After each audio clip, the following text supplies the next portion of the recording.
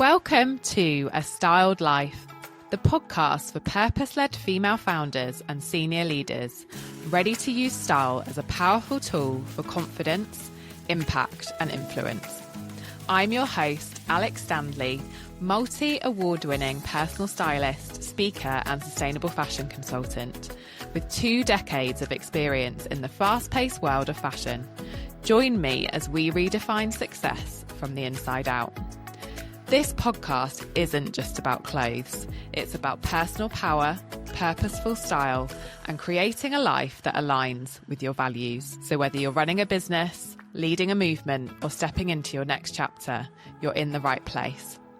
Each week, we'll dive into the world of personal style, sustainability, female empowerment, and living with intention through real stories, expert insights, and plenty of inspiration. Most sustainable fashion advice starts with a list of what not to do. And I know that I have shared many of these tips in the past myself, and there's absolutely nothing wrong with that. You know, the things like stop buying so much, stop chasing trends, buy less, shop your wardrobe, wear it 30 times, wear it 10 times before you wash it. And all of this advice is so well-meaning, but notice how it feels to you. It feels like restriction, like being handed a set of rules to follow and a bit of guilt if you don't follow them. And I think one of the things that I have always struggled with on this journey to creating a more positive impact, both through the work that I do, but also through my own lifestyle and my own consumption habits, is that eco-anxiety and feeling like you're not quite getting it right, or you're not doing enough, or all of those things. But I have spent the last couple of years working in a different way with my clients. And what I found is that the women I work with, they don't need another rule about consumption or about sustainability. They need clarity about who they are, because when you know who you are, you buy differently, not because you're forcing yourself to, because you no longer want the thing that you used to reach for. That's what this episode is about. Sustainability as an outcome of identity, not a set of restrictions that you impose upon yourself, but a natural consequence of knowing exactly who you are and exactly how you want to be experienced. What I notice when a woman comes to me, she's overwhelmed by her wardrobe. She thinks that she's got a shopping problem and there's too many impulse buys in her wardrobe, a cupboard full of things that often still has the tags on. I know that you can see yourself in these examples that I'm sharing. Those trends that she jumped on and they just never really felt like her, so she never wore them. Often my clients, they'll feel a bit ashamed of those pieces in their wardrobe, and they assume that they need help with the shopping part. But it isn't. The buying isn't the problem. The buying is the symptom. When you don't have clarity on who you are, shopping becomes a way of searching. You reach for the new thing because you're bored, or because you saw it on someone else, or because you're standing in front of a wardrobe that no longer feels like you, and you're trying to buy your way back into a feeling of ultimately feeling like yourself. And it never, ever works. So you do it again. And it's not a lack of willpower. That's a lack of identity clarity showing up at the till in the shop or online. And the part that nobody connects is that cycle is the least sustainable way to dress. Not because you're a bad person, or it's because searching is expensive, and it's expensive in so many ways, in money, in waste, in the pieces that never get worn, and ultimately in your time.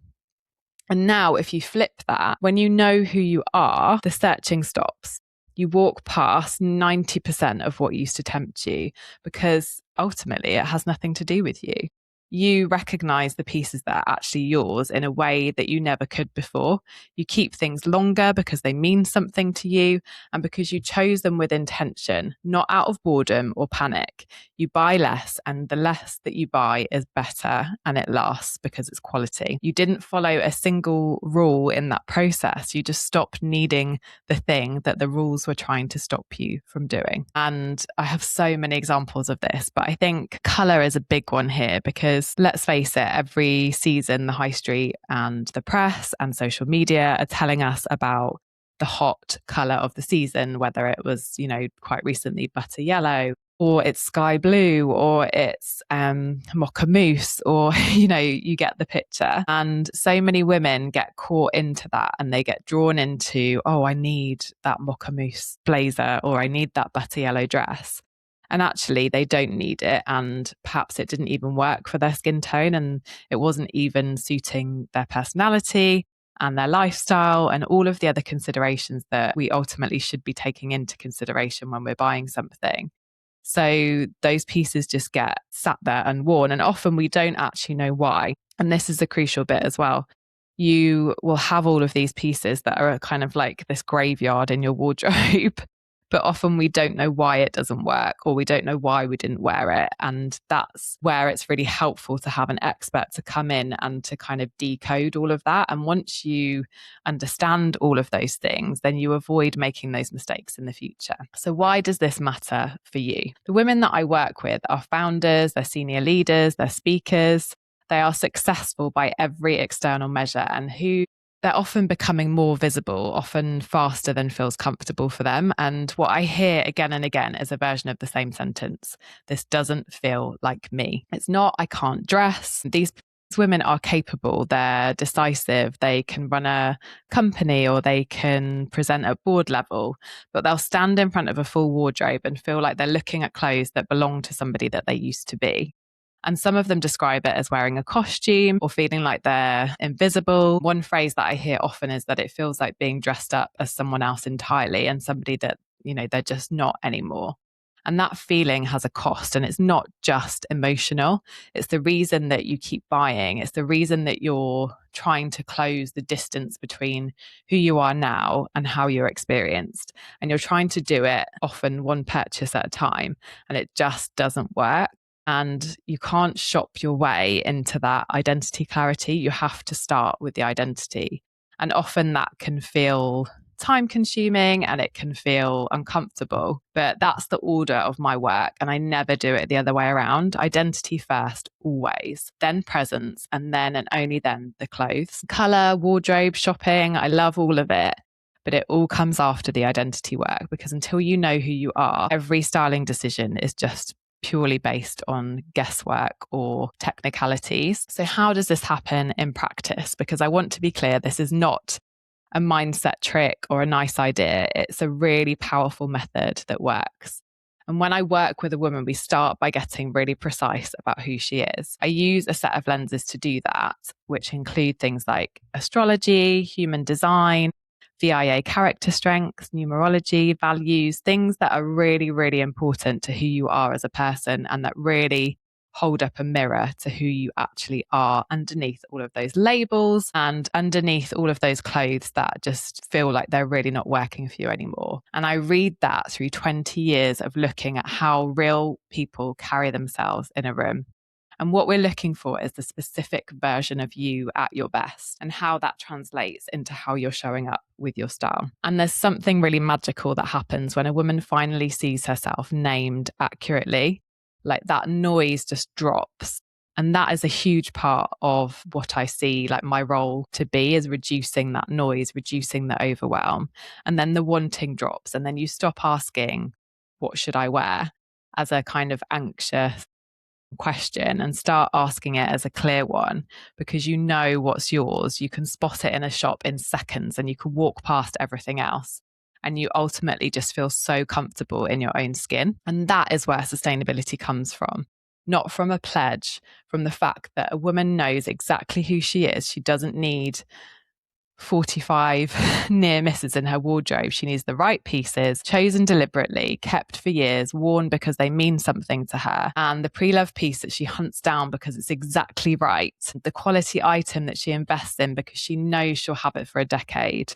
The wardrobe that gets smaller and better, not because she's depriving herself or there's any kind of restriction, but because she finally knows who she is and what belongs there. Sustainability stops being a restriction the moment it becomes a consequence of your own clarity. I also wanted to mention at this point, for the woman who doesn't care about any of this, because I know some of you are listening and thinking, like, this is really lovely, but I'm not really the sustainable fashion type. It's not up there on my agenda. And the whole point of this this is it doesn't have to be. I'm not asking you to care about the planet more than you already do. I'm not asking you to feel guilty or shop a certain way or earn some sort of sustainability badge. The women that I work with, they don't come to me for sustainability. They come to me because they want to walk into a room and be taken as seriously as they deserve to be.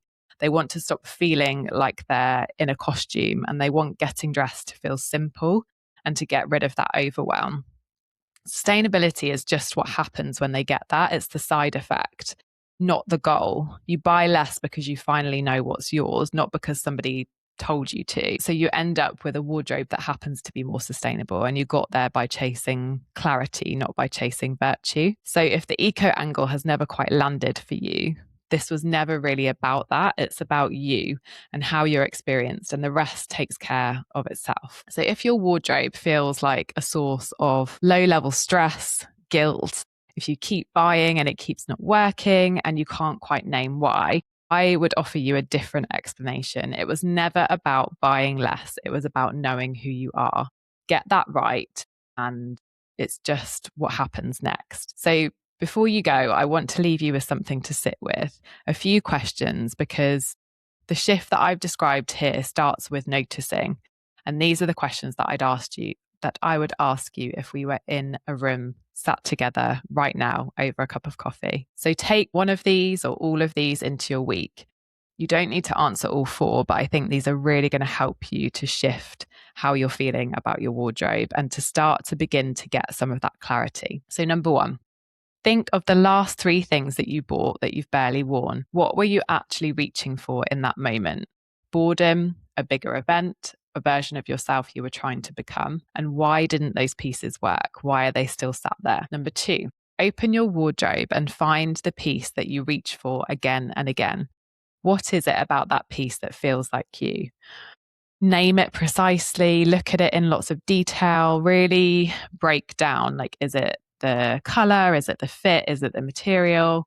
How does it make you feel? And what is that feeling that you want to try and recreate through the rest of your wardrobe? Number 3, when you picture yourself walking into the room that matters the most this year, what do you want people to understand about you before you've said a word? This is really important. It's not just about what you want people to understand. It's also about how you want to feel in the room as well. That's the most important place to start. And number 4, what are you still holding on to that belongs to a version of you that is already gone? That is often a really powerful one, because there will be multiple things within your wardrobe, things that belong to a version of you where perhaps you had a lot of fun or a lot of success or whatever that looks like for you. Pre-children, at the start of your career, when you used to have a lot of fun on nights out, whatever it is, holding on to those pieces can often hold this big grey cloud over your wardrobe and over your mindset.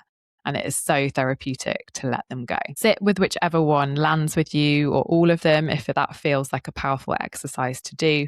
And let me know what comes up for you. I would love you to DM me on Instagram or LinkedIn and let me know what surfaces for you with those questions. If those questions stirred something, there's also a free place to start. My Styled for Impact guide gives you a taste of how I read a woman's style through the lens of who she actually is. And it's a way to assess the same thing, like whether your wardrobe is keeping pace with who you actually are. And I will drop the link in the show notes so that you can download it. And it takes you through 5 simple questions and exercises that will help you in a very similar way to the questions that I just shared. And if you're ready for more specific one-to-one support on this, that's the Style Identity Blueprint, 2 sessions, which includes that complete read of who you actually are through my unique identity framework and the clarity that makes every wardrobe decision so simple afterwards through creating your own unique signature style.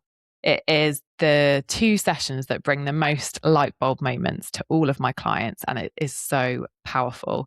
And it's £750 for 2 sessions. So I will also drop the link to book that in the show notes here as well. I have loved sharing this with you, and I hope that it resonated. Do share it with other style trailblazers if you feel that it would resonate with them as well. I'll see you next week. Thank you for tuning in to A Styled Life. If today's episode resonated, the best way to support the show is to share it with another trailblazer or leave a quick review. And if you're ready to align your style with your next level of impact, head to the show notes to book your free style strategy call. Because when your style aligns with your purpose, the world takes notice.